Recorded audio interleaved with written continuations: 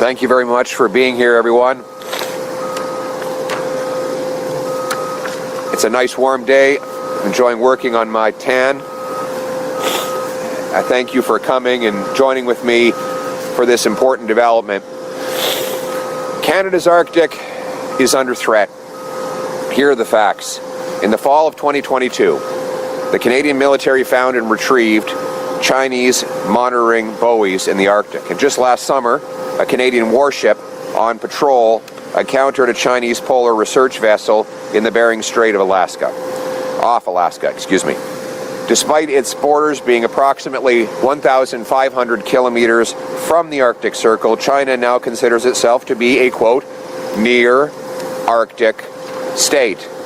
The Department of National Defense last year also noted, and I quote, Russia continues to modernize and build up its military in the Arctic, investing in new bases and infrastructure. It also possesses robust Arctic naval presence with submarines, surface combatants, and an icebreaker fleet much larger than those of other Arctic powers.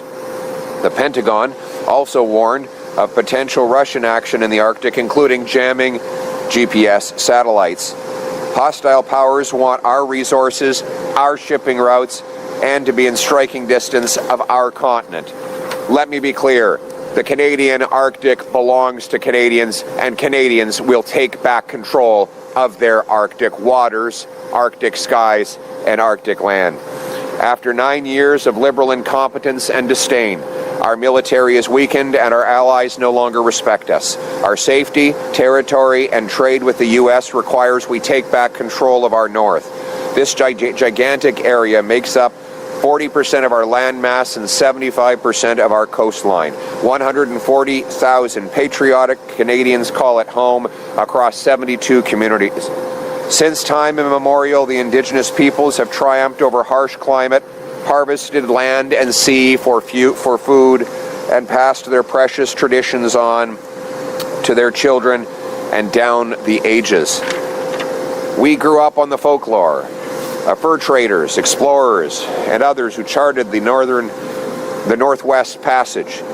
Writers like Robert Service, artists like the Group of Seven, and Inuit sculptors shaped our polar identity. We are the true North, strong and free. As the world grows more dangerous, our brave men and women in the Canadian Armed Forces, especially the mighty Canadian Rangers, must have the resources that they require. That's why the last common sense Conservative government invested in the North. The Arctic Patrol Ships Project, investing in the naval facility in Nunavut, which is due to go online this year. But then the Liberals took office and failed our North and our forces. And Canada still doesn't have a permanent military base in the Arctic, while at the same time Russia has reopened Soviet bases and expanded its Navy's northern fleet over the last few decades. They've also developed new hypersonic missiles designed to evade NATO's defenses. What do you think they want those for? Russia even has ground force bases within the Arctic Circle, and they have more bases within the Arctic Circle than all NATO forces combined. This is a wake-up call. We need to become self-reliant and protect our interests and our sovereignty. That's why I'm announcing today part of my Canada First plan to take back control of the Canadian Arctic. 1, we will double the size of the first patrol group of the Canadian Rangers from 2,000 to 4,000 Rangers. The Canadian Rangers provide self-sufficient mobile forces to support the military. They often report suspicious and unusual activities while providing local knowledge and expertise to the broader Canadian forces. 2, we will acquire 2 additional polar icebreakers for the Royal Canadian Navy. These icebreakers will be on top of the current icebreakers that Seaspan and Davie shipyards are already building for the Coast Guard. The Liberals have promised these 2 heavy icebreakers, but not said when they will deliver them. I will deliver the Coast Guard icebreakers by 2029. And they will be on top of the 2 new Navy icebreakers that I just mentioned. So to sum up, under our common sense conservative plan, Canada will get 2 new heavy icebreakers for the Coast Guard and 2 new heavy icebreakers for the Canadian Navy. 3, the Canada First plan of the Conservative government will build Canada's first permanent Arctic military base since the Cold War. It will be CFB Iqaluit, right here in this community. We will build it in consultation with military experts, local government leaders, and the Indigenous population. Iqaluit already has a forward operating location and a functional airport and seaport that can accommodate the Canadian forces. Iqaluit already has between 7,000 and 9,000 people, so the base would not be isolated and would bring increased quality of life and economic development to this important city. The base will host the Royal Canadian Air Force Wing. It will launch F-35s as fighter jets. It will also provide a place to launch and land Poseidon P-8s that will deter threats and carry out search and rescue, anti-submarine warfare, intelligence, surveillance, and reconnaissance work. The Royal Canadian Navy and Coast Guard could also continue to use Iqaluit's seaport as a base of operations to conduct maritime surveillance and icebreaking in Canada's Northwest Passage and beyond. It would also help NORAD detect, deter, and if necessary, destroy any incoming threats. It will fuel local economic development, transportation, and infrastructure. All of these improvements will be funded by dramatically cutting foreign aid, a lot of which goes to dictators, terrorists, and global bureaucracies. We've got enough problems at home. We've got our own backyard to protect. We can't be sending billions of dollars to other places. Often much of it is wasted and stolen and swallowed up by bureaucracies that act against our interest. I will be bringing our money home with massive cuts to these wasteful and corrupt foreign aid grants. So Canadians will decide, with Trudeau, Carney, Liberals, more and more billions of dollars will go to global and globalist organizations, while our people at home are starving and our military is unable to defend our territory. Or they can bring it home with common sense conservatives who will make sure our money serves our people, our sovereignty, and our interests. And we will also go ahead with the already planned defense update, NORAD modernization plans that include, among other things, advanced air-to-air missiles, air-to-air refueling aircraft, upgrades at the forward operating locations in Nunavut, Yellowknife, Goose Bay, and of course the new base here in Iqaluit. Other upgrades include early warning aircraft, northern operational support hubs, new submarines to replace the failing Victoria-class fleet, tactical helicopters, and a new satellite ground station in the Arctic. Common sense conservatives will deliver all of these things faster than the current Liberal plan by cutting red tape and delays. If we are to be a sovereign, self-reliant nation, we must take control of our north, secure all of our borders, and stand on our own 2 feet. We cannot count on the Americans to do it for us anymore. This is a reality. This is the wake-up call. And let me comment on President Trump's remarks yesterday.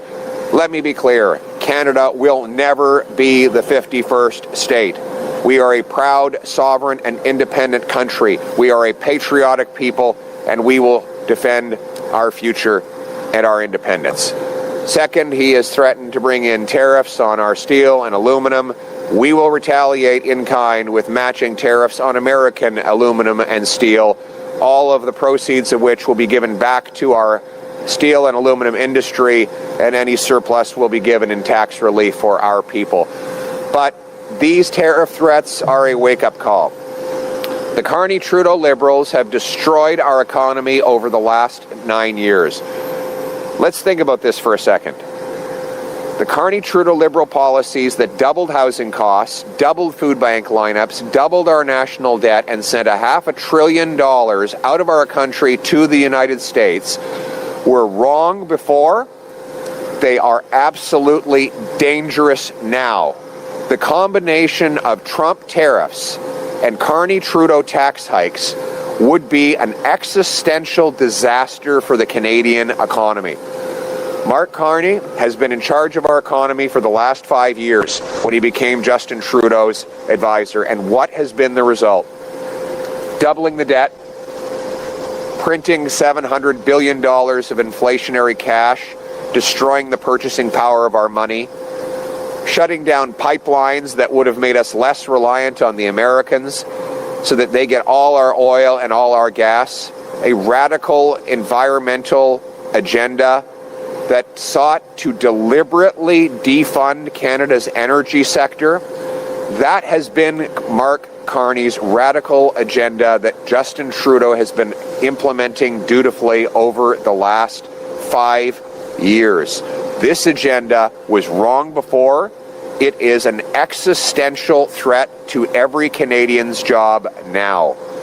And that is why we need to go in exactly the opposite direction. We need to do away with Mr. Carney's carbon tax. This is another thing. Carney told CTV about 10 days ago he's going to bring in a new carbon tax on Canadian industry. He mentioned steel. Can you imagine what it would do to our country if at the same time Donald Trump hits our steel industry with a tariff, Mark Carney brings in a massive new carbon tax? My friends, there will be no steel making in Canada, and we will lose the most fundamental strategic building block of an economy and, frankly, our national security. These radical policies have not worked in the last 9 years, and they will be a catastrophe if they are allowed to continue for a fourth term of the Carney-Trudeau Liberals. That's why we need a strong, Canada First, common sense Conservative government that will, yes, axe taxes, build homes, fix budgets, and stop crime, that will bring home production and paychecks by repealing anti-energy laws, that will build pipelines, unapologetically build pipelines, dig mines, LNG liquefaction plants, that will pass a bring-it-home tax cut to bring back the $500 billion that the Carney-Trudeau Liberals have given to the Americans. We will take back control of our borders with more border guards. We will cut foreign aid in order to rebuild our military, reclaim our north, put Canadians back in charge of their lives in the freest nation on earth. Canada first, Canada here, Canada now, Canada forever. Let's bring it home. Thank you. We will now take questions from the floor.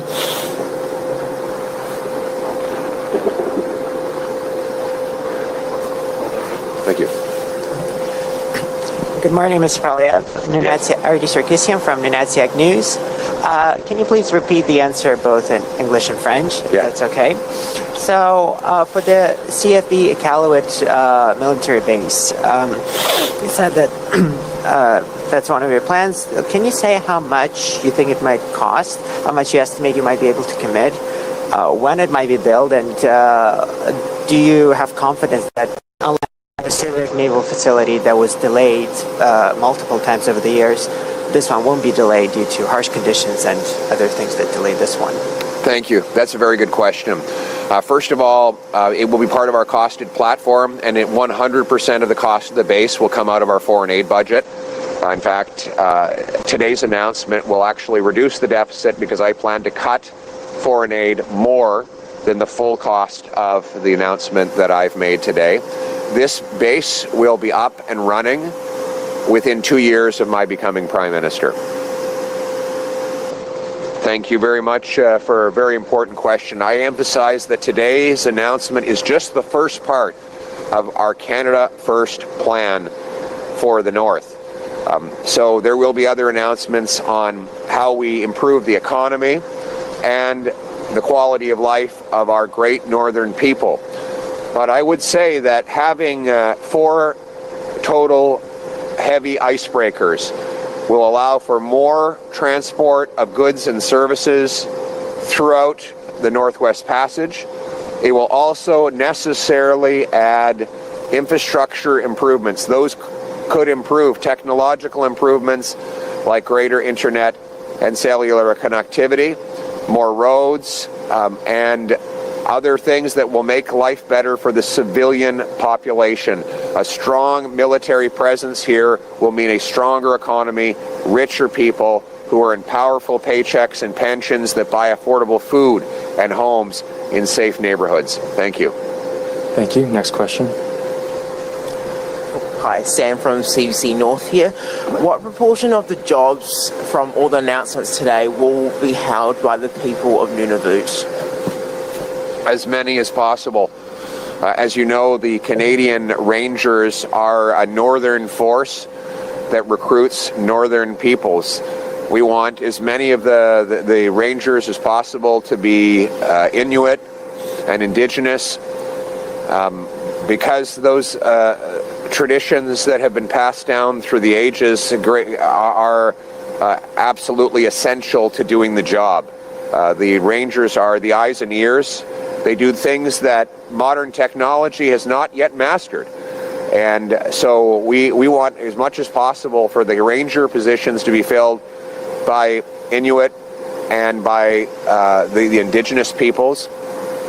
Furthermore, we see a lot of opportunities for recruitment in the north for the Canadian military that will give jobs and skills to the youth in the region. I also have no doubt that young people who are starting to get into the trades here in Iqaluit are going to be extremely busy. So my message to the youth of Iqaluit and of the North in general, study the trades, get into the trades, because there's going to be a lot of trades work necessary to build this base. Do you have anything to add to that, James? Yeah, I'll just say that when we start looking at expanding base infrastructure here, as well as upgrades to the North Warning System, the upgrades in the NORAD modernization program, as well as the forward operating locations throughout the north, that's all going to take a pile of local skills and local manpower to build this infrastructure. I'd also say that as we move forward, and if we need more and more energy, we're going to be looking at things like small nuclear reactors, and those modular reactors will not just power bases, but will power communities. And so where we can co-locate, like we're going to do here with CFB Iqaluit, there's going to be shared infrastructure for both the community as well as the base that is going to actually improve the quality of life for everyone. Thank you. This will be the final question. Thank you very much for your question on food inflation. The Carney-Trudeau Liberals have caused the worst food inflation in 40 years. Since Carney became Trudeau's top economic advisor in 2020, we've had the worst food inflation. In fact, food prices have gone up 37% faster under Carney-Trudeau than they did in the United States during the same time. You can't blame COVID or Ukraine for that. You have to blame the Carney carbon tax. Carney now says he'll quickly pause the tax for the election before bringing back an even bigger tax after the election, which would cause starvation in many communities. I will axe all the carbon taxes. We will remove barriers to interprovincial trade so our farmers can more affordably deliver food to our northern peoples. We will, if necessary, boost funding for Nutrition North so we can get food stuffs here. And I will assure you that every penny that I collect in counter tariffs will be used to reduce other taxes so that Canadians can afford to eat, heat, and house themselves. Finally, hunting rifles. The Carney-Trudeau Liberals have said they want to ban hunting rifles.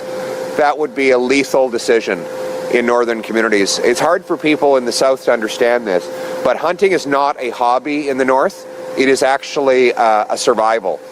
There are many families for whom the majority of protein calories actually come from hunting and fishing. You ban hunting rifles, as the Trudeau-Carney Liberals have tried to do, you starve families. So I will reject the radical Trudeau-Carney policy of banning hunting rifles. Under common sense conservatives, people in the North, people everywhere in Canada can know with certainty you will keep your hunting rifles. We will lock down the borders against gun smugglers and gangsters. We will go after the real criminals, not the Indigenous hunters, the farmers, and the patriotic Canadians that we love so much. Thank you very much. Let's bring it home for Canada. There you go. Well done. Are you frozen? I'm frozen. Good. All right. Thanks, guys.